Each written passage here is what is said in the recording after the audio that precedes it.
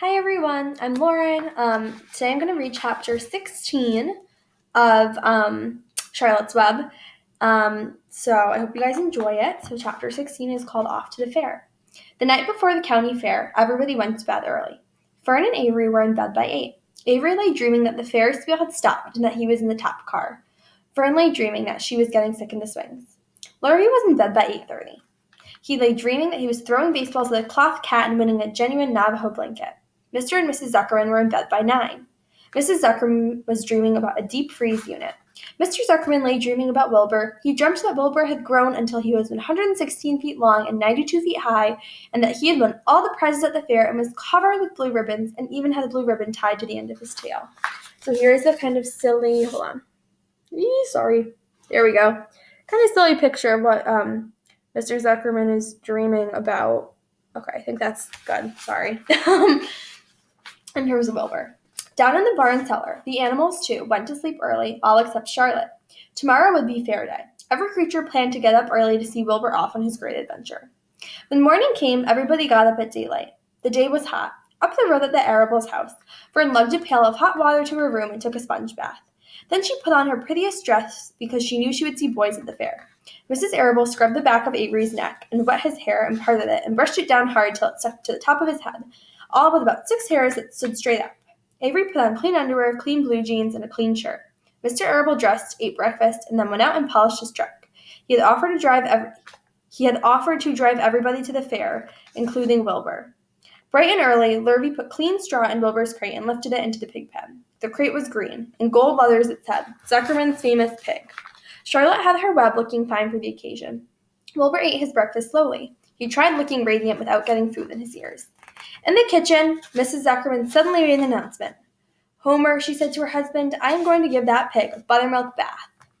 A what? Said Mr. Zuckerman. A buttermilk bath. My grandmother used to bathe her pig with buttermilk when it got dirty. I just remembered.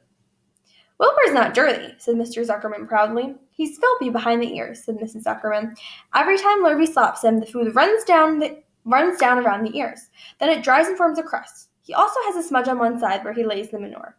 He lays in clean straw, corrected Mr. Zuckerman. Well, he's dirty, and he's going to have a bath. Mr. Zuckerman sat down weakly and ate a donut. His wife went to the woodshed. When she returned, she wore rubber boots and an old raincoat, and she carried a bucket of buttermilk and a small wooden paddle. Edith, you're crazy, mumbled Zuckerman, but she paid no attention to him. Together they walked to the pig pen. Mrs. Zuckerman wasted no time. She climbed in with Wilbur and went to work. Dipping her paddle in the buttermilk, she rubbed him all over. The geese gathered around to see the fun, and the geese gathered around to see the fun, and so did the sheep and the lambs. Even Templeton poked his head out cautiously to watch Wilbur get a buttermilk bath. Here's the picture. Hold on, I'm sorry. No, I'm bad at this. Hopefully, sorry. Okay, that looks decent. Of the buttermilk bath. Okay. Charlotte got so interested, she lowered herself on a dragline so she could see better. Wilbur stood still and closed his eyes. He could feel the buttermilk trickling down his sides. He opened his mouth and some buttermilk ran in. It was delicious. He felt radiant and happy. When Mrs. Zuckerman got through and rubbed him dry, he was the cleanest, prettiest pig you ever saw. He was pure white, pink around the ears and snout, and smooth as silk. The Zuckermans went up to change into their best clothes. Lurvy went to shave and put on his plaid shirt and his purple necktie. The animals were left to themselves in the barn. The 7 goslings paraded round and round their mother. Please, please, please take us to the fair, begged a gosling. Then all 7 began teasing to go. Please, please, please, please, please, please, please, please. They made quite a racket. Children, snapped the goose, we're staying quietly, idly at home. Only Wilbur is going to the fair. Just then Charlotte interrupted. I shall go too, she said softly.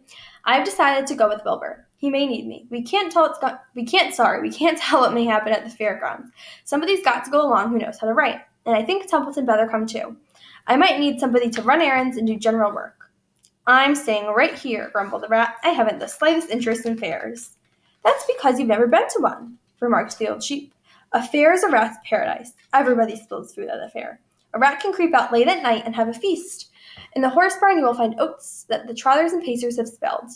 In the trampled grass of the infield, you will find old discarded lunch boxes containing the foul remains of peanut butter sandwiches, hard-boiled eggs, cracker crumbs, bits of donuts, and particles of cheese. Okay, so I just noticed that we are running low on time. So I'm just going to finish reading this chapter in a different video. Bye.